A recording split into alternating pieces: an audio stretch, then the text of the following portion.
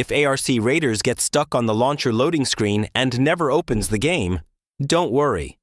This usually happens because of corrupted files, blocked services, or launcher permission issues. Let's fix it step by step. First, close the launcher completely. Make sure ARC Raiders and its launcher are not running in the background.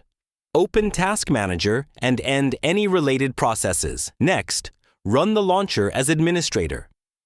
Right-click the ARC Raiders launcher and choose Run as administrator. This fixes permission problems that commonly cause infinite loading. Now check your internet connection. Restart your router and avoid using VPNs or proxies. The launcher needs a stable connection to verify files and services. After that, verify or repair game files. If you're using Steam, right-click ARC Raiders, Properties, Installed Files. Verify integrity of game files. This replaces missing or corrupted files that can stop the launcher from loading. Also, disable overlays and background apps.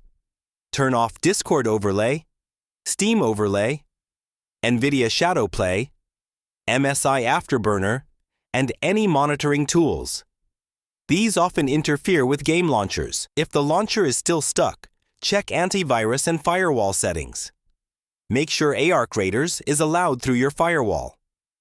Temporarily disabling antivirus can help confirm if it's blocking the launcher. Finally, restart your PC and launch the game again.